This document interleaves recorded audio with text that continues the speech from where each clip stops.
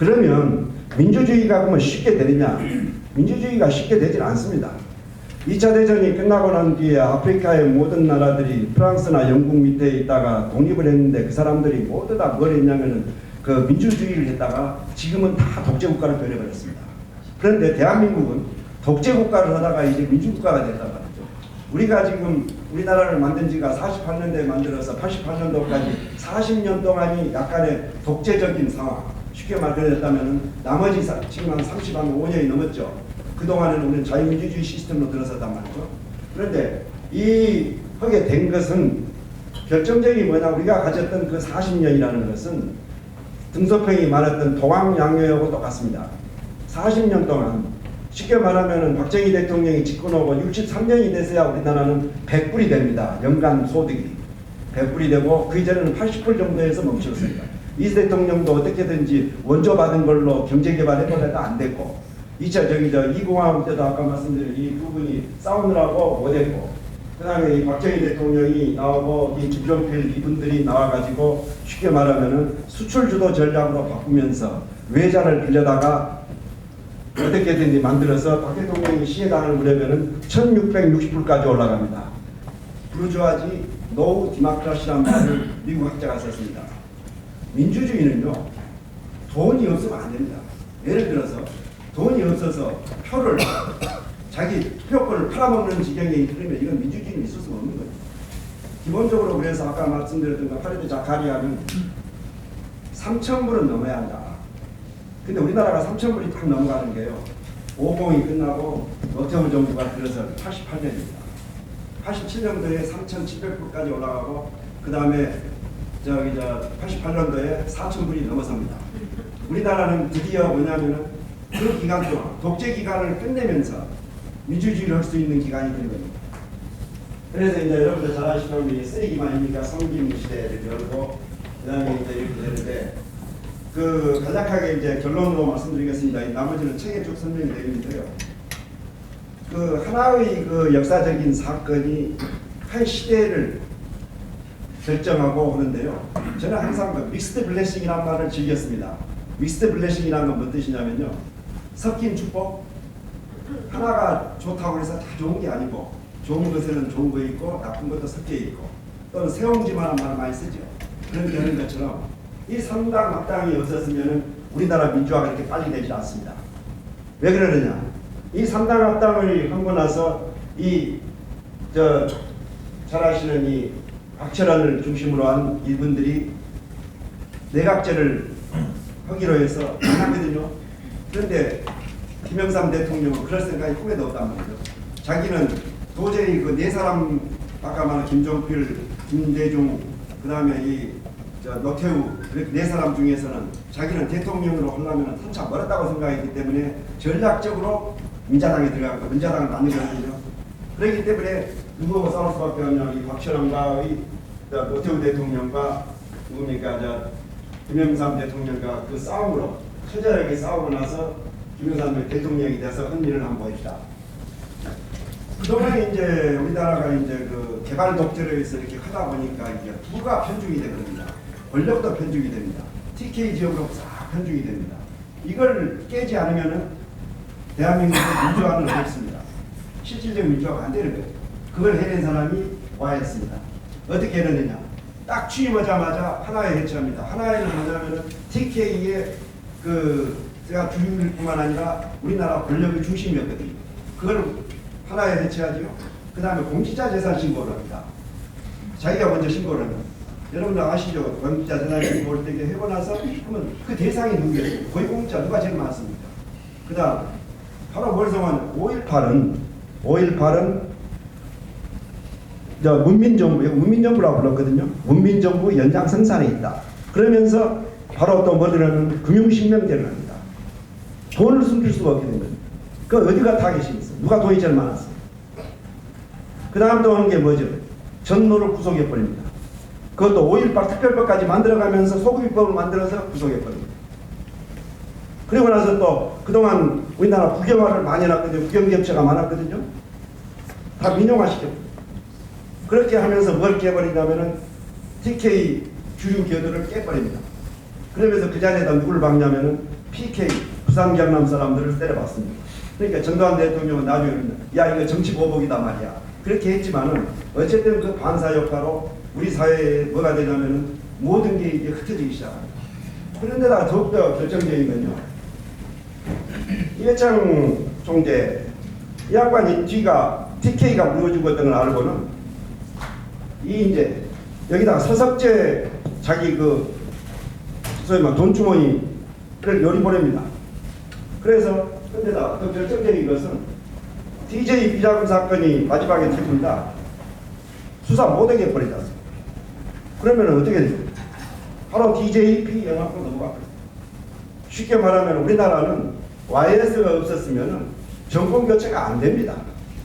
이 정권 교체가 된다는 의미는 어느 의미를 갖냐면요. 부패를 줄일 수가 있습니다. 왜 그러냐면은 예전에 전노가 가져갔던 돈은 공소장에 나와 있다시피 2천억, 3천억이 되는데 이때는 아들들이 가져간 돈이 몇십억 단위로밖에 안 됩니다. 그런 것처럼 이 정권 교체라는 의미 이걸로 인해서 우리 사회는 굉장히 달라지게 됩니다. 제일 큰 것은요. 소외계층이 줄어드는 겁니다. 예전에는 야 니들끼리 알아서 해라. 독재하는 니들 그룹들끼리 해서 우리는 이건 우리나라가 아니다. 이렇게 생각했던 사람들이 이제는 다 우리나라가 돼버리는 겁니다. 그래서 우리 사회가 갑자기 발전하기 시작합니다. 대한민국이 다이내믹하게 되는 것은 바로 이 정권 교체입니다. 그때부터 우리나라 사람들은 모든 사람들이 뛰기 시작합니다. 그래서 이렇게 갑자기 발전하게 된 겁니다. 우리가 잘 사는 이유는 바로 그겁니다.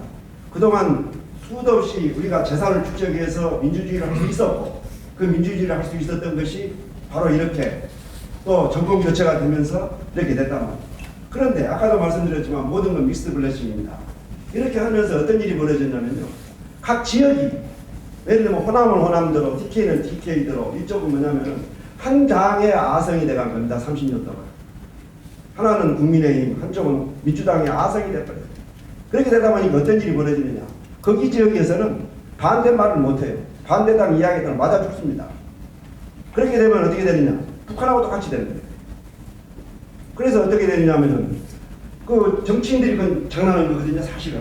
근데 국민들이 속아 넘어가요. 왜냐면 지역 감정은 계속 소위 말해서 거기서 반대를 해야만이 그냥 공천만 받으면 당선이 되는 거예요. 아주 쉽잖아요. 그렇기 때문에 어쩔 필요가 있냐면 저 상대방하고 타협할 이유가 없어요. 내가 왜 타협을 합니까? 저 사람들은 그 시간이 있으면 가서 계속 쑤셔야죠. 야 저놈들 나쁜 놈이다. 저놈들 친일파다. 막 이런 식으로 까야 된다. 그러면은 가만히 있어도 당선되잖아요. 그렇게 하기 위해서는 또 뭘 해야 됩니까? 그 위에 꼭대기에 있는 사람한테 잘 보여야 되잖아요. 이게 가능한 이유가 왜 그러느냐? 밑에 주민을 생각하지 않아요. 할 필요가 왜 생각합니까? 계속 떠들어야지. 그게 최고적인 이런 것이 문재인 정부입니다. 문재인 정부는 이념을 갖다 바꾼답니다. 신릉명정, 무슨 뭐 토착, 내분이 막 이렇게 해가지고 막 갈라칩니다. 갈라치면 어때요? 지지율은 40% 유지하잖아요. 80%, 45%. 얼마나 편해요, 정치하기가.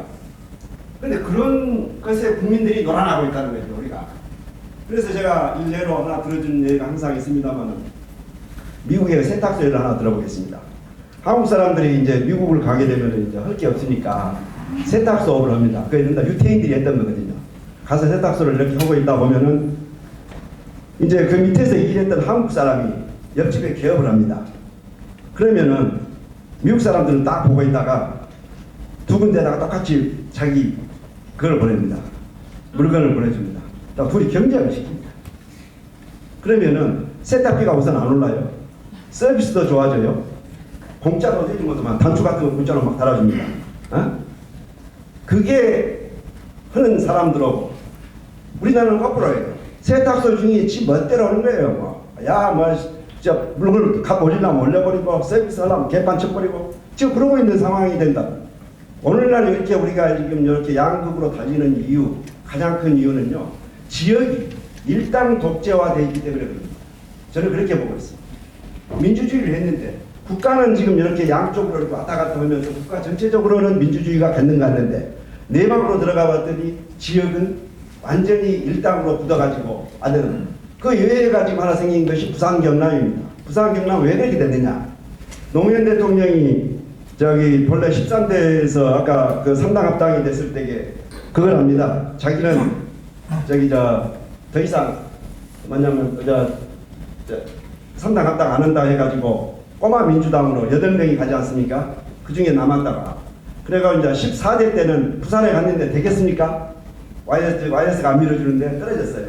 그러니까 14대 때 떨어지고 있는 기간 동안에 이제 그 DJ 민주당 합당을 합니다. 꼬마 민주당이 합당을 해가지고 뭐냐면은 그 이명박 대통령이 그 떨어졌던 부산 종로 거기 지역구에 보궐선거에 나왔고 됩니다. 한 1, 2년 하더만은 그 다음에 우리 같으면은 그 자리에서 또 나와야 되잖아요. 그걸 포기를 하고 다시 부산으로 내려갑니다. 그 내려가서 연설을 하는데 개가 한 마리 지나고 사람은 아무도 없어요. 그래서 노무현을 뭐라고 부르냐면은 바보 노무현이라는 말이 그때 나옵니다. 아, 그렇잖아요. 바보죠. 그런데 그게 씨앗이 돼서 지금 부산은 지방자치단체가 여야 정부 교체가 계속되고 있습니다. 그러다 보니까 인물도 나옵니다. 문재인도 나왔고 조국이도 나왔습니다. 그런데 TK하고 호남에 사람 나옵니까? 지금 TK에서 대통령 후보라고 나온 사람 누가 있습니까? 김문수, 홍준표 그런 분 나오죠. 이 사람들 누가 데려온지 아시죠? YS가 데려왔습니다. 그것도 왜 데려왔느냐? TK 잡으려고 데려온 거예요. 그럼 데려왔는데 이 사람들은 본래는 그쪽에 안 있었습니다. 타 지역에서 출마해서 수도권에서 출마해서 맷집을 키운 사람들입니다. 그러지 호남에는 또 지난번에 대통령 후보 나왔던 이낙연 또 정세균 이런 총리들이 있습니다. 이 사람들 힘을 못 씁니다. 왜 그러냐? 원실에서 컸거든요. 맷집이 없잖아요. 대통령 후보도 안 됐어요. 두 사람. 지금 우리나라에서 제일 큰 문제가 지금 보면은 지역에 있어서의 그 시간이 많아서 독점적 구도, 이 구도를 깨지 않으면은 우리가 아무리 헌법을 바꾸고 선거 제도를 바꾼다 하더라도 그게 안 됩니다. 저는 안 된다기보다는 굉장히 어렵습니다. 왜냐하면 기본 구조가 왜 그러냐면 양당이 밑에서 서로 이렇게 하면은 얼마든지 소위 말해서 대화가 되거든요. 소위 대구에 있는 민주당과 호남에 있는 민주당끼리 서로 통화가 되잖아요. 그리고 같은 당에서 이렇게 같은 지역 사람들끼리 서로 당이 다르면 서울에 와서도 대화가 할 수가 있다. 요즘 할 필요가 없어요. 왜 할 필요가 없느냐? 아예 안 할수록 당선이 쉬운데 왜 합니까? 그리고 더 나쁜 놈으로 몰아야 되는데 요즘 보세요. 하나도 협치 않죠. 합치 않을수록 표가 나오거든요. 그럼 우리들은 어떻게 해야 되겠어요? 세탁소 주인을 가지고 노는 법을 배워야 합니다. 저는 그것이 이 책의 요지입니다. 오늘 너무 시간이 많이 지나서 다른 이야기는 더 생략하고요. 마지막으로 한 말씀 꼭 드리고 싶은 것은 우리가 이제 법조인으로서 우리가 이제 이렇게 그러면서 정치적인 이런 상황에서도 항상 자신감을 가지셔야 되는 것이 대한민국은 자유민주 체제와 사유재산제를 기본으로 한 자본주의 때문에 이렇게 잘 살게 된 겁니다. 자유민주 체제는 다당제를 의미한 것이었고 자본주의는 사유재산제입니다. 사유재산을 인정해 주는 것. 그런데 이걸 갖다가 여러분들이 매일 하고 계시는 겁니다. 여러분들이 지금 가서 매일 법정에 나가서 하는 것들이 사유재산을 지키기 위해서 얼마나 노력하고 계십니까? 만약 사유재산을 지키지 않으면요 중국과 북한이 됩니다. 근데 등소평이는 뭐라고 했습니까? 중국 특색 사유주의가 그 소리는 자본주의가 어쩌고 다른 게 아니라 그냥 말만 그렇게 해도 자본주의 아닙니까?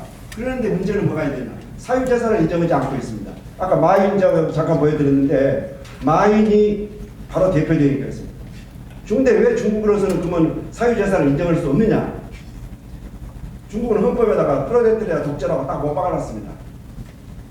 그래놓고 지금 시진핑이 걱정하는 겁니다. 등서평, 장점인 후진타오를 거치면서 중국 사람들이 너무 자본주의에 십들이 되다 보니까 이게 민주화로 가는 겁니다. 지금 자꾸 민주화가 되는 거야.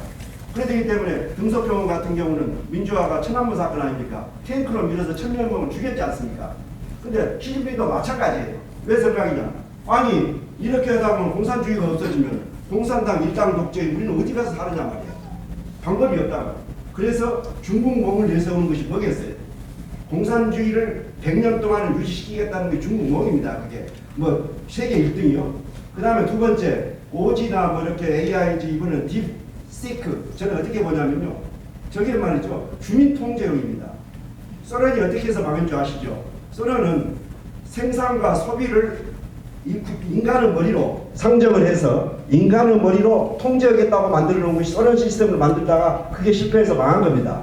그런데 중국은 어떤 교만한 마음을 갖고 있냐면요. 딥시크 이런 걸 이용해서 생산과 소비를 다 자기들이 조정할 수 있다고 생각하는 겁니다. 그렇지만 중국 경제의 93%가 지금 민영화되어 있습니다. 국영은 10%밖에 안 됩니다. 이게 중국의 지금 큰 딜레마입니다. 중국으로서는. 그런데다가 부패는 계속 일어나고 있습니다. 시진핑이 부패 계속 이야기해요. 독재 국가는 반드시 부패하게 되어 있습니다. 그것이 북한하고 마찬가지입니다. 북한도 다당제 받으라. 그 다음에 사유재산 인정하라. 그러면은 중국은, 북한은 그 말이 더 무서운 말입니다. 그래서 북한은 다른 나라로 하자는 겁니다. 다른 나라. 나라가 다르다는 거죠. 한 나라로 하면 우리가 계속 주장할 거 아닙니까? 이 다당제 받으란 말이야. 왜 너희들 사유재산 인정하지 않느냐고 계속 주장하면 핵폭탄보다 더 무서운 이야기입니다. 하여간 그래서 우리 고초인들은 항상 그 두 가지를 철저히 지키고 있다는 그런 보람과 긍지를 가지시고 정말 열심히 해주시기 바랍니다. 아까 왜 태극기 항상 잊지 마십시오. 제가 대표 때 대형 태극기 갖다 놓고 국민인을 하자고 해서 한 것이 오늘도 지켜주셔서 임 대표님 감사합니다. 예, 하여간 오늘 두서없는 말입니다만 너무 많이 길어졌습니다. 감사합니다.